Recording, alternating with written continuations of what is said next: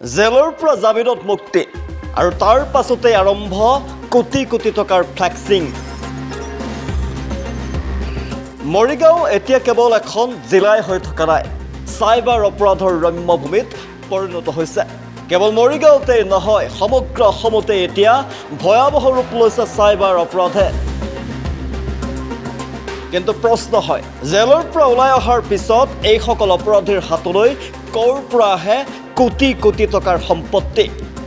বিলাসী বাহন, ৰাজপ্ৰসাদ উপম ঘৰ, ক'ৰ পৰা আহিল এইবোৰ?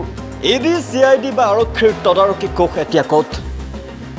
চাওঁ আহক আমাৰ এক বিশেষ প্ৰতিবেদন।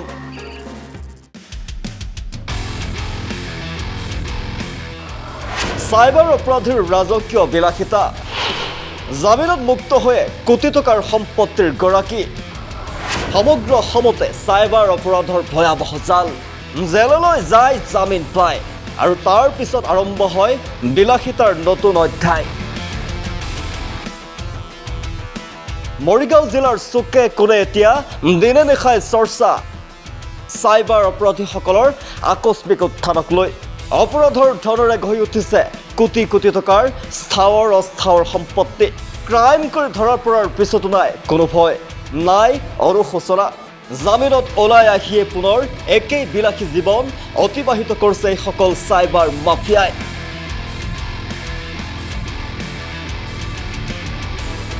চাইবাৰ অপৰাধীসকলক ধৰি জেললৈ পঠিওৱাই শেষ কথা নহয়। জেলৰ পৰা জামিনত ওলাই অহাৰ পিছত সিহঁতৰ এই আকস্মিক ধন সম্পত্তি ক'ৰ পৰা আহিছে তাৰ তদন্ত হ'ব লাগে। ইডি আৰু CID ইয়াৰ উৎস বিচাৰি উলিওৱাটো অত্যন্ত জৰুৰী। এয়া কেৱল মৰিগাঁও জিলাৰে ছবি নহয়, ধুবুৰীৰ পৰা তিনিচুকীয়ালৈ সমগ্ৰ অসমতে এতিয়া চাইবাৰ অপৰাধে লৈছে ভয়াৱহ ৰূপ। ভুৱা CIM, online gaming, trading scam, AI প্ৰযুক্তি ব্যৱহাৰ কৰি দৈনিক লুট কৰা হৈছে সাধাৰণ ৰাইজৰ কষ্টৰ ধন। জামিনপ্ৰাপ্ত অপৰাধীসকলৰ কোটি কোটি টকাৰ মূল উৎস বিচাৰি ইডি, CIDয়ে জোৰদাৰ তদন্ত কৰক। বিশেষ তদাৰকী কোষে তদন্ত কৰক। জেলৰ পৰা ওলাই অহা চাইবাৰ অপৰাধীৰ গতিবিধি নিৰীক্ষণ কৰক। অপৰাধৰ ধনেৰে গঢ়া সকলো সম্পত্তি আইনগতভাৱে চিৰদিনৰ বাবে বাজেয়াপ্ত কৰাৰ বাবে কঠোৰ আইন আনক। 23, 24 আৰু 25 বৰ্ষৰ ভিতৰত 305টা চাইবাৰ অপৰাধীৰ কেছ গোচৰ ৰুজু হৈছে, চাইবাৰ অপৰাধীক ধৰিছে। আৰু এই সকলো অভিযান চলিছিলে সেই সময়ৰ SP হেমন্ত দাস আৰু চাইবাৰ কামৰ এডিশ্যনেল SP আপোনাৰ তেখেতৰ নাম আছিলে আপোনাৰ সমীৰণ বৈশ্য, তেখেতৰ নেতৃত্বত। আৰু সেই সময়ত প্ৰায় 50টা কেছ ৰুজু হৈছিলে।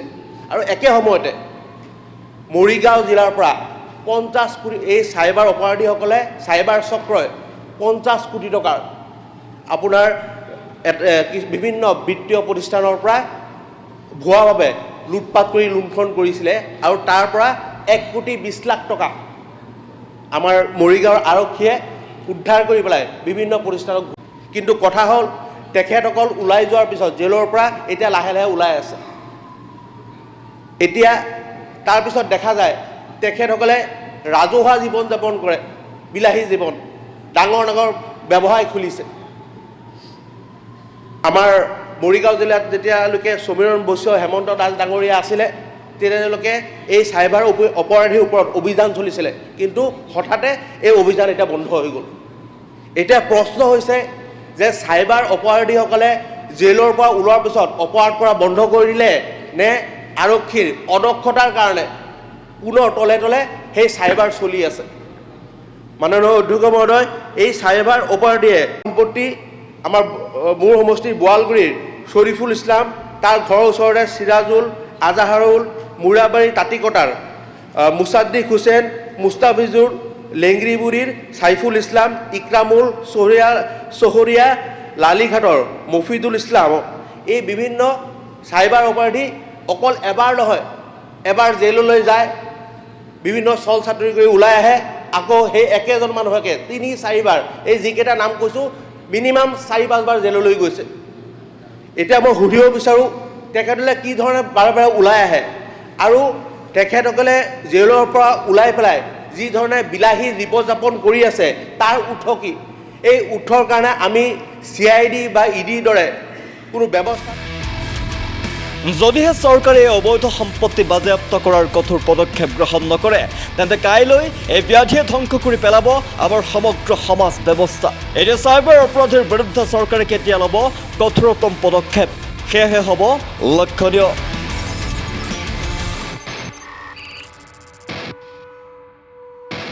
News desk time 8।